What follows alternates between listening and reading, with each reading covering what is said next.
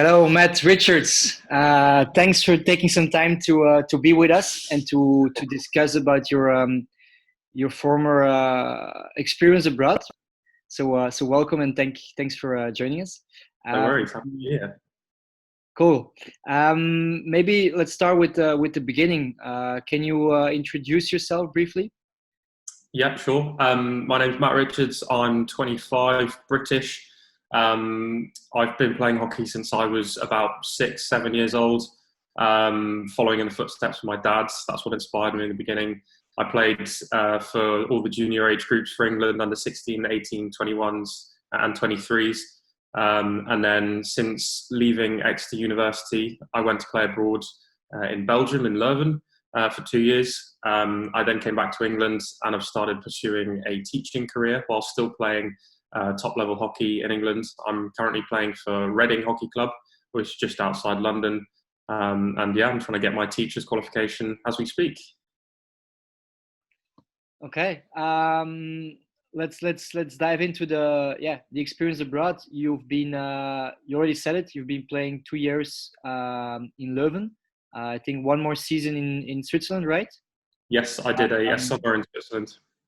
how old were you when you decided to move abroad, and why? What was the main motivation to do so? I think after or towards the end of university and having left university, I had the idea that I really wanted to go and play abroad. I wanted to try a different environment, a different inspiration to hockey, sort of getting out of England. And I think I picked Belgium because I knew that it was very, like, the hockey there was very, very good and up and coming, but also because of the language. I really wanted to push my French as well. I know that Leuven is in the Flemish part, but the French was another part of my motivation to go to Belgium. It was quite lucky how I sort of came about to get to Belgium because I met an old friend that I hadn't seen for years who had actually played in Belgium years ago, and luckily he put me in contact with the right person to get to Leuven, and it all happened very very quickly, and it was quite fortunate, but it was the best thing to have happened. And yeah, I think I initially planned to go to Belgium for 1 year.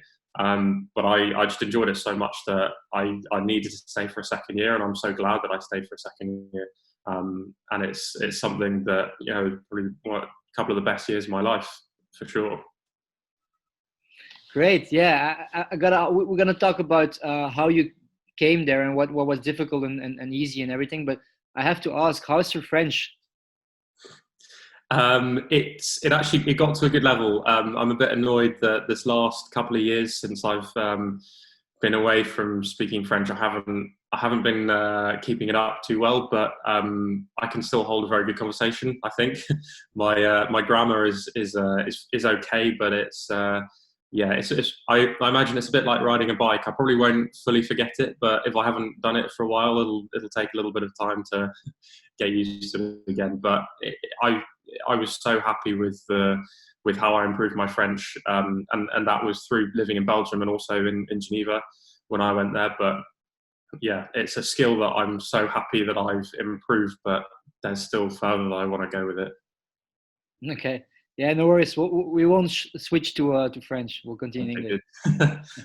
Um, so we can talk about all the nice parts of living abroad and playing abroad. But what was was there a kind of downside for you? What was the hardest part of being away from home for 2 years? Well, yeah, being away from home, being away from my friends, my school friends, my uni friends. I mean, at the end of the day, between Brussels and London is not the hardest journey, but it still required planning. If I had university friends who were having a birthday or going out or just organising some kind of reunion or gathering, I would have to plan a good month or so in advance. It wasn't something that I could just go and do the next day. I did find myself missing out on a few social occasions with friends, which was annoying. But at the same time, I wouldn't have changed what I did. Now that I'm back in England, I'm able to do all those things with my friends. So I'm glad that well, I still am young, but whilst I was at that age, at sort of 22 years old, I was abroad and I was making new friends. So yeah, I think that was probably the hardest part, was not being able to go home, not seeing friends and family as often, but I still was able to see them. Yeah. Um, yeah, and then and the other way around. You've lived 2 years in one city, in one country. What was it that you liked most of about it? Let's say Belgium or Leuven, more particularly, as you wish. Yeah, I think again the beginning when I was first there, it was a bit of a shock because I think I only realised what I was doing once I was there. I didn't know anybody. There was a different language. Obviously, with French I could understand, but Flemish was completely different. And I was forced to make new friends, and I did that. And I think just meeting such a vast variety of people was incredible. You know, I wasn't just meeting Belgian players or Dutch players, but I was living with Spanish guys, with Argentinian guys. It was amazing to see or to experience the lifestyle of so many different nationalities and cultures. I think that's something that I really liked about Belgium, is that there were just so many different nationalities of people around. Obviously, you can say that the same for that as all of the large cities, main cities around Europe, but actually living near Brussels and in Leuven, which is obviously it's a student centre in Leuven. It was great to be able to meet people from all sorts of different parts of the world. Yeah, yeah. I know the feeling. I've been there, and it's indeed you meet a lot of nationalities, which is obviously awesome. You've talked about the cultural aspects. If we talk hockey wise, there's obviously some differences, I guess, between England club hockey and Belgian club hockey, and maybe Mhm. even looking a step further, looking at the Swiss competition because you also played there. Um, can you tell us a bit more about the main differences between those competitions? I think it was a very clear memory in my mind. One of the first things I noticed about when I went to play in Belgium was obviously, yes, I would say the club level, the general standard of the players in Belgium is quite a lot higher than it is in the UK or even in Switzerland.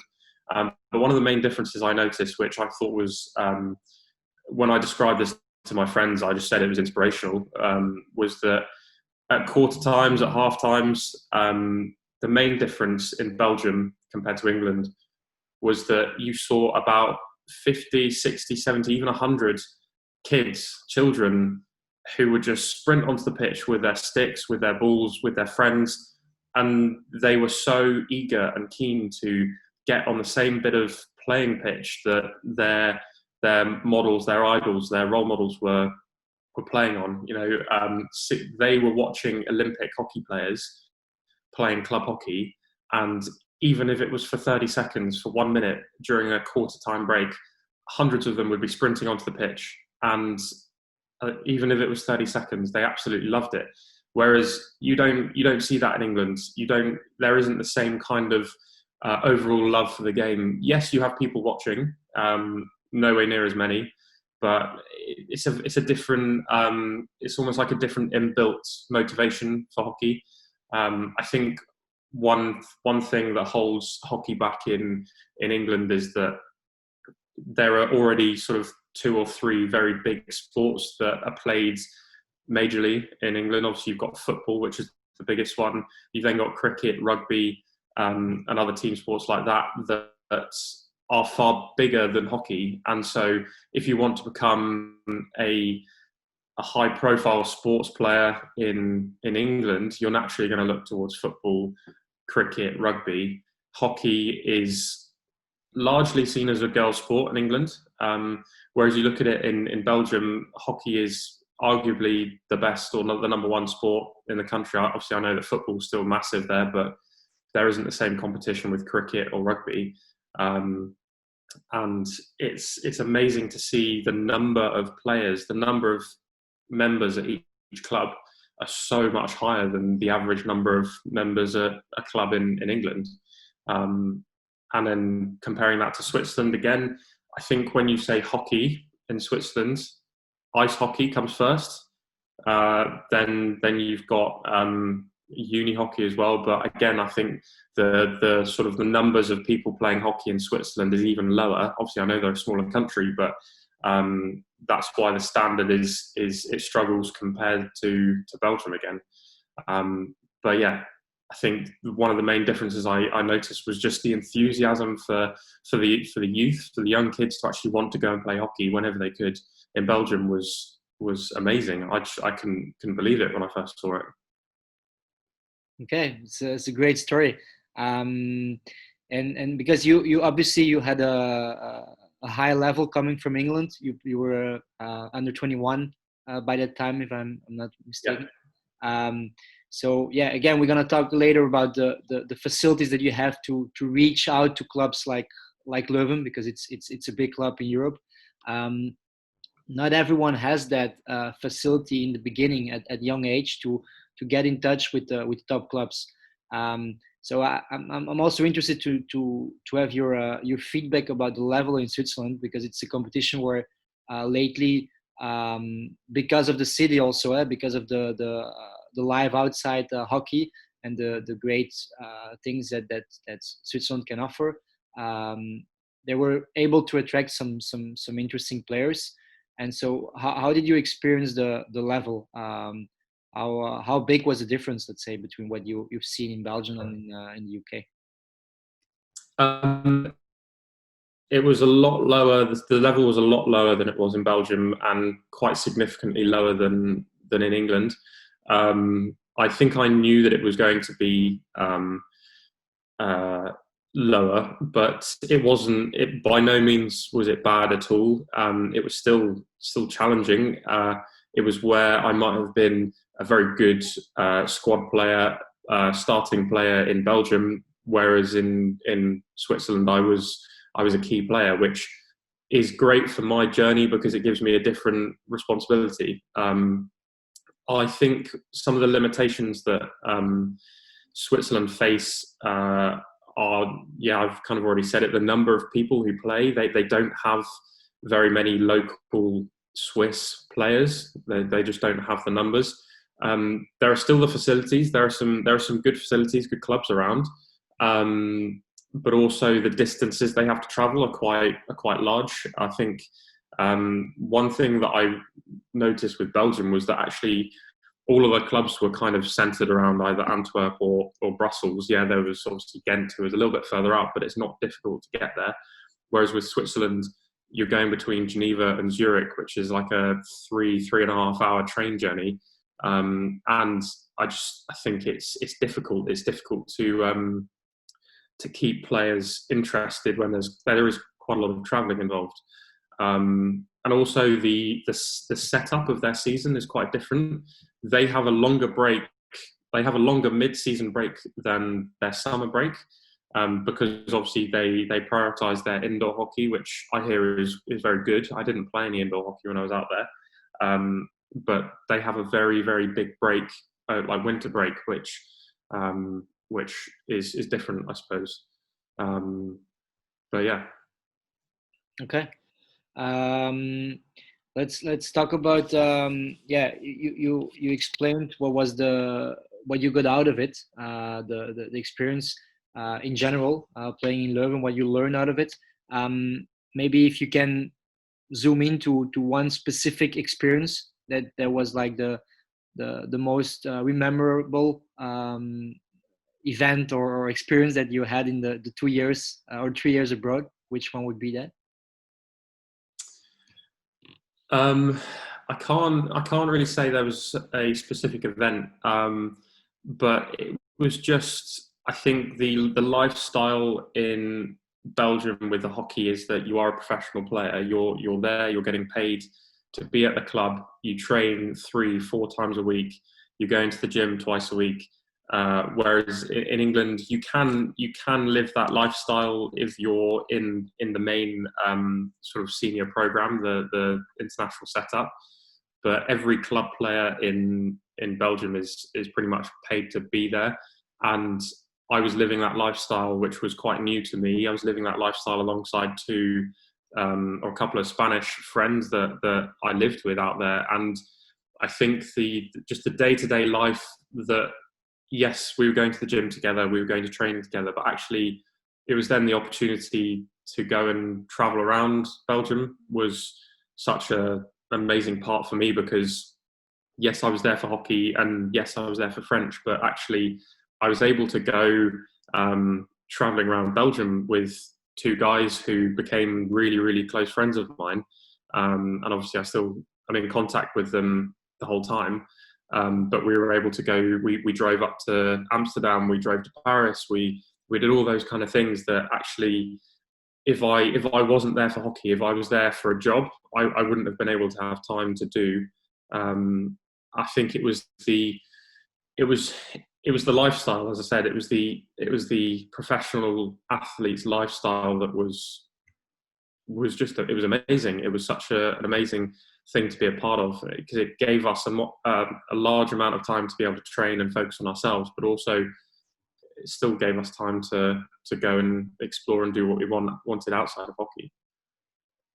So do I understand well that what you're saying, if you're not a professional hockey player, because those aside, the best moment to have that experience is sort of in between your after studying and before starting your professional life. That's the right moment to do it.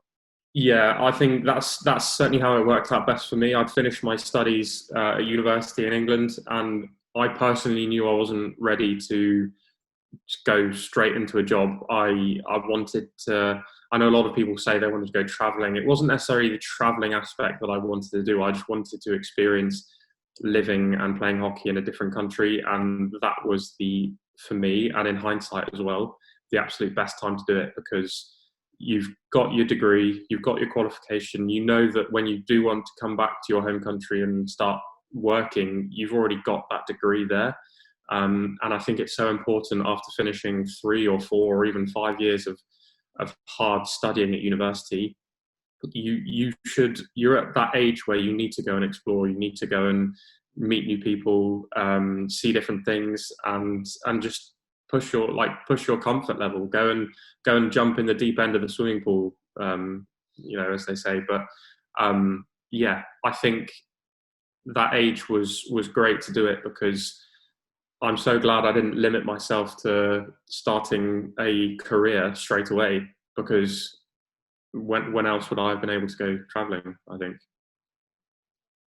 Yeah, I think you're right, and it's proven to be a very very interesting period for yourself. So I really see what you mean. Obviously, at Scored, we're convinced that there is that willingness to travel to experience hockey abroad is there for a lot of people. We also understand that this is highly related to the culture where you're coming from and the education you had. How is that willingness in UK? Do you feel like a lot of young students or young adults have the same wish as you had back then? I think when at the time that I went over to Belgium, I don't. It's difficult to say, but from conversations that I had with people, I never got the impression that there were that many people who wanted to go abroad. I don't know why that was. Maybe they had other plans. But having had a lot of people speak to me and ask me what my experiences were like out in Belgium, and they could see how much fun I had and how much development or how much progress I made over the 2 years. I had a lot more people coming to me asking how to do it. And then they said, I'm really jealous. I really want to be able to do what you did. And I'm actually seeing a lot more people these days wanting to go abroad, specifically for hockey, specifically to Belgium or to Holland.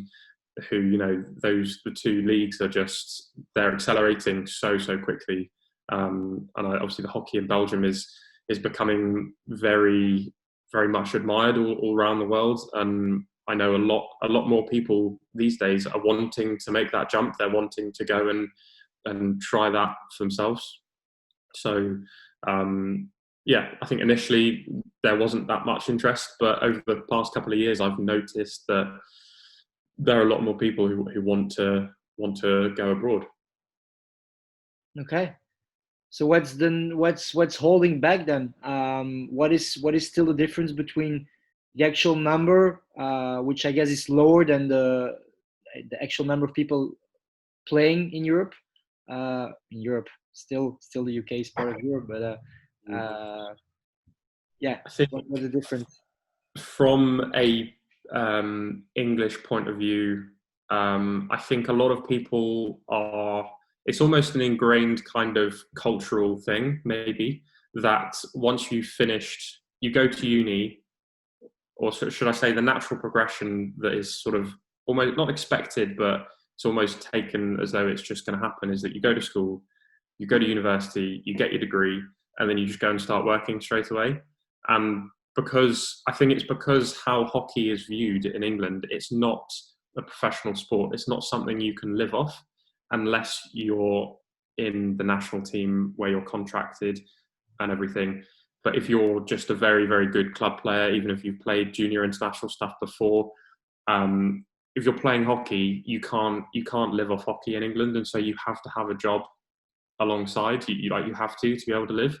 And so I think naturally, people growing up, young players who know they might not be at the top level, but they still want to try and play hockey, they have to go to school, they have to go to university, and then they have to get a job straight away.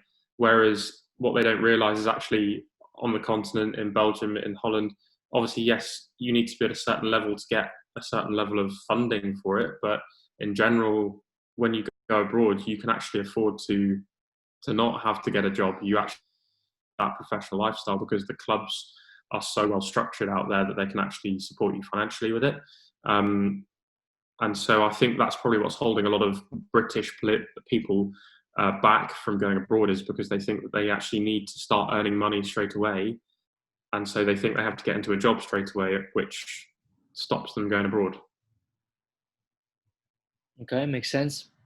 Are there any elements in your opinion that might need to change in order to make it more appealing and more easy for British players to actually make that step and come to play in Belgium, Holland, Switzerland, Italy, Spain? I think people know that if you live in those countries, or if you go to hockey for those countries, to play in those countries, you know that you've got the opportunity to visit some amazing places. There's no one who will turn down the opportunity to go and live in Geneva for a couple of months, or to go and live in Brussels or Amsterdam. But I think they don't fully. Not everyone's aware of how easy it could be to actually make that link with a hockey club. I think a hockey club doesn't just offer the hockey, they can offer professional experiences. If you want to get a job abroad, there are so many amazing people in the world of hockey that actually you've got people with all sorts of backgrounds. They working in finance, business, sport related things, marketing. There's a massive world of networking that can be done through hockey, that actually you don't have to go abroad just for the hockey. The hockey is an amazing and big part of it, yes, but it's the connections that you make with people once you're there, which can actually just completely open up your world. You use the word easy, and I can guess people watching this are wondering, yeah, easy, okay, but how do I even start exploring my options? Because again, you might have been a bit lucky, I don't know, because of playing in the national team and knowing an old friend who played there. A regular player who wants to do this but is not necessarily a national team player, how would he need to start pursuing this dream? Well, this is scored comes in. I was, well, you said lucky enough, but also unlucky enough to when I went to Belgium, I didn't have scored. Scored wasn't a thing. It wasn't around then. And yes, I was extremely lucky to have been able to meet the right person at the right time who had the right connection, and I was lucky, very lucky. But when it came to going to Switzerland, um, it was the scored is what did it for me. I had no connections to anyone in Switzerland. I didn't know anyone who had played there or who was playing there.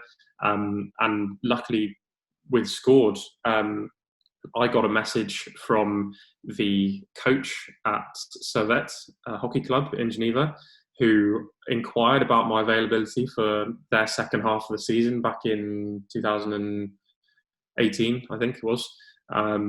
And we just got talking, and it turned out that the timings for the end of the English hockey season coincided really well with the beginning of the second half of the Swiss hockey season, and then everything was sorted out. It was so straightforward, and now I know what Scored can offer. Obviously, I've known for a couple of years because I've been an ambassador for Scored, but some advice or some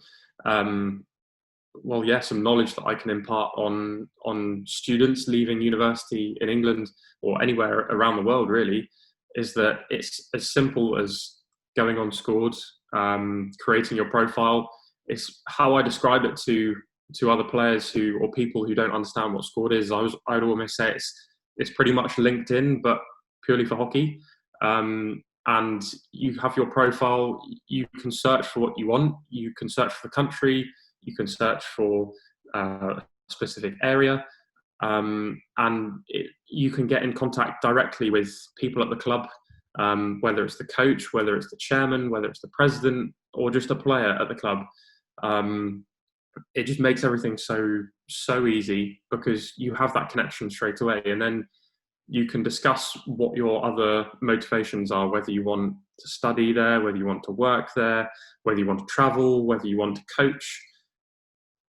There are the possibilities are endless, really. And with Scored, I was able to go and have such an amazing 3 months in Geneva, which it's a genuinely amazing city, and it's somewhere that I'm 100% going to go back to. Connection that I will value for the rest of my life. Okay, thanks for that, Matt. My last question, you kind of already answered it, was if you could give a piece of advice to a young player thinking about moving abroad. You obviously talked about the creation of a Scored profile. Any other thing that you might want to add to that? I think going back to when I was in that position, it was quite 50-50. I was like, I knew I wanted to go and play abroad, and I then had the opportunity to, but it was like, it's a big jump. It is a big jump. It's a big step to go and make, to go to a completely brand new place, somewhere you don't know any of the people, you've got no friends there. It's a difficult and daunting thought to go and do. But my advice for people who were in the same or are in the same position as I was, you've just come out of university, you don't want to go into work, and you want to go and explore the world, just do it. You won't regret it, because if you're of that sort of like-minded nature where you want to go and explore and you want to go and push yourself, create a Scored profile, go and make some connections, and you will never regret it at all. It might be a little bit difficult for the first month, just settling down, but you will very, very quickly start to realize the benefits of what you've done, whether it's learning a language, studying abroad, playing for a fantastic club in a brand new area that you've never been to. And then you'll start meeting amazing people. And from that, you will then be able to branch out even more. And so, yeah, advice I would give is that if you want to do it, just do it. If you're struggling to work out how you're going to do it, then Scored is absolutely perfect. It has everything there that you could possibly need. You have all the connections that you want, and you can specify exactly what you want from it. And everyone, there is always going to be somewhere for you, always. it's an amazing platform that can help so many young players go and achieve what they want to. Okay, Matt Richards, thanks a lot for your time. All the best for the rest of the season with Reading. Hopefully, we can we can finish the season in a normal way, Yeah, I hope so. and with your teaching career. Thanks a lot, Matt. No, thank you very much. Bye bye.